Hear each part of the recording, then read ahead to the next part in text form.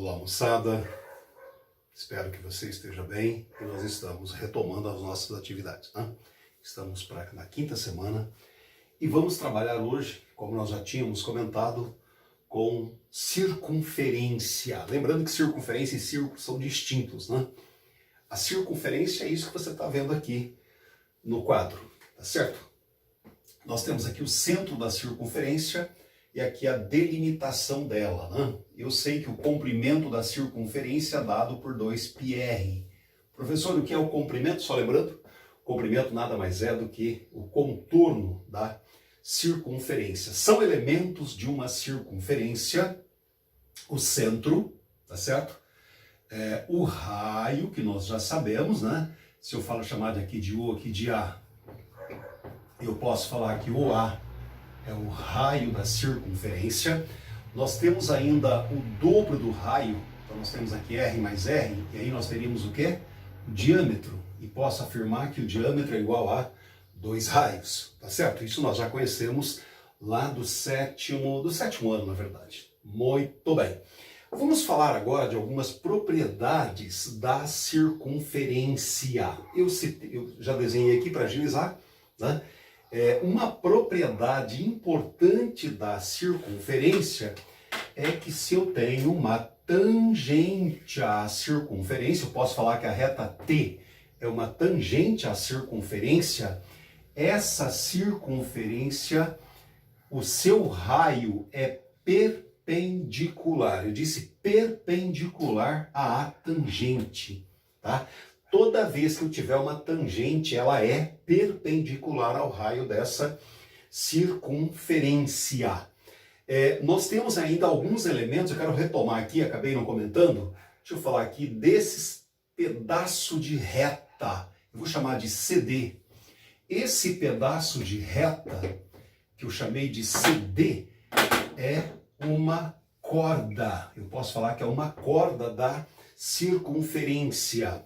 E posso afirmar com toda a convicção de que a maior corda de uma circunferência é o diâmetro. Por quê? Ela tem o maior tamanho, né? Qualquer corda que não passe pelo centro é menor que a corda que passa pelo centro.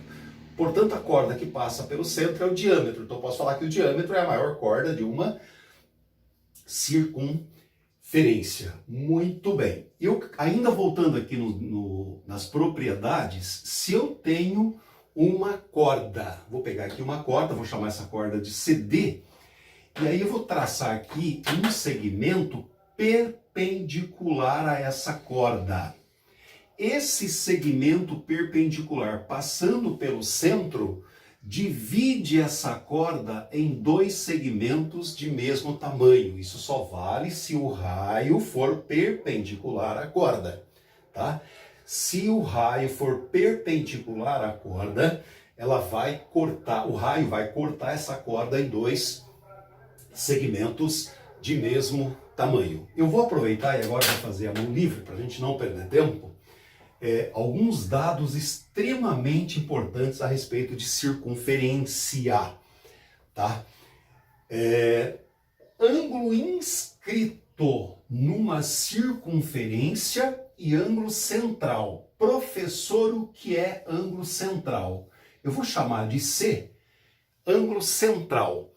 O ângulo central tem a ver com esse arco que você está vendo aqui. Se eu chamar esse arco aqui de AB, eu posso falar que o ângulo central é exatamente igual à medida do arco AB. Então, veja bem, se o meu arco AB tem medida de 40 graus, eu posso dizer que o ângulo central mede 40 graus. Só que além do ângulo central, nós temos o ângulo inscrito. Vocês podem pegar depois a apostila e dar uma olhadinha. O ângulo inscrito tem a ver com o arco também. Deixa eu destacar aqui o arco em vermelho. Olha só, o ângulo inscrito também tem a ver com o ângulo central. Eu vou chamar de I. O ângulo inscrito é a medida do arco AB dividido por 2. Traduzindo, o ângulo central é a medida do arco AB, enquanto que o ângulo inscrito é a metade desse arco AB. Professor, espera só um pouquinho. E se eu colocar aqui um outro ângulo inscrito chegando no A e no B? Pois é. Esse ângulo inscrito tem exatamente a mesma medida. Peraí, professor, então qualquer ângulo inscrito que toca nas extremidades AB tem a mesma medida, professor? É exatamente isso.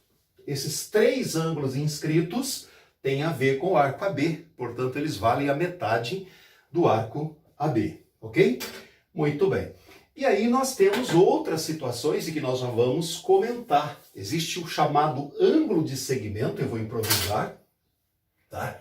Eu vou agilizar aqui. O que é o ângulo de segmento? E além disso tem ainda o ângulos excêntrico, interior e ângulo excêntrico exterior, tá?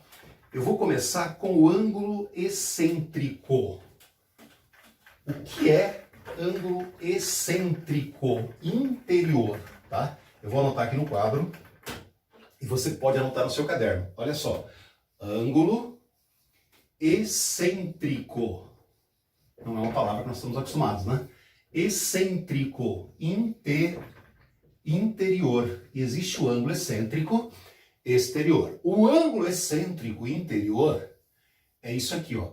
Se eu tenho duas cordas que se cruzam, esse ângulo aqui, que eu vou chamá-lo de X, ele tem a ver com esses dois arcos, com o arco AB e com o arco CD. Olha que interessante. A medida desse ângulo, que eu vou chamá-lo de X, é o arco AB, pega a medida do arco AB, soma com a medida do arco CD e divide por 2. Então isso é uma formulazinha importante, nós não vamos provar isso aqui que não dá tempo, meus queridos, embora no segundo e no terceirão a gente vai voltar a falar desse assunto, ok?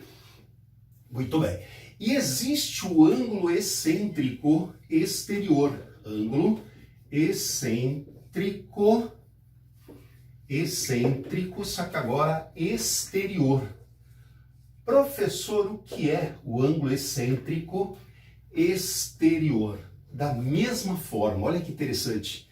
Só que agora ele está lá do lado de fora da circunferência, tá? Se vocês observarem, nós temos de novo dois arcos. Nós temos o arco menor e temos um arco maior. O ângulo excêntrico do lado de fora, o exterior, que eu vou chamar aqui também de X, ele tem essa medida. Se aqui for AB e esse arco aqui for CD, nós podemos afirmar que o ângulo X, que é o excêntrico exterior, é igual ao arco CD menos o arco AB dividido por 2. Então eu quero comparar os dois ângulos, o excêntrico interior e o excêntrico exterior. Enquanto que o excêntrico interior é a soma das medidas dos arcos compostos pelas duas cordas, dividido por 2. Soma e divide por 2. Enquanto que o excêntrico exterior, o ângulo excêntrico exterior, não são cordas. Se vocês observarem, é uma secante. Professor, qual a diferença de corda e secante? Só para ilustrar, corda é todo o segmento de reta interno à circunferência, enquanto que a secante é um segmento que ultrapassa os limites da circunferência. Então aqui eu tenho uma secante, olha que interessante, moçada, ó. Aqui eu tenho uma secante. E a medida do ângulo excêntrico exterior o arco é igual à medida do arco CD menos, observe que é menos, a medida do arco AB e dividido por 2, tá? E nós temos ainda o ângulo de segmento, tá? Eu vou anotar aqui, eu vou voltar aqui em cima. Ângulo de segmento, para não perder tempo, ângulo de segmento. Olha que interessante. O ângulo de segmento, deixe-me apagar aqui. O ângulo de segmento, eu vou usar a circunferência novamente. Vou fazer aqui a mão livre, infelizmente não fica como a gente gosta, né? Nós temos uma corda, tá? Nós temos uma corda e nós temos aqui uma secante. existe um ângulo formado entre a corda, deixa eu anotar aqui, corda e a secante, tá?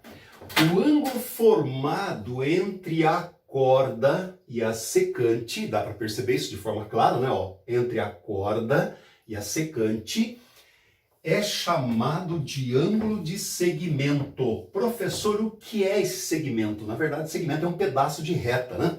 E esse ângulo de segmento tem a ver com esse arco também. Olha que interessante. O ângulo de segmento é igual ao arco AB dividido por 2. Ou seja, se esse arco tem 60 graus, o ângulo de segmento vale a metade de 60, portanto, seria igual a 30, tá certo?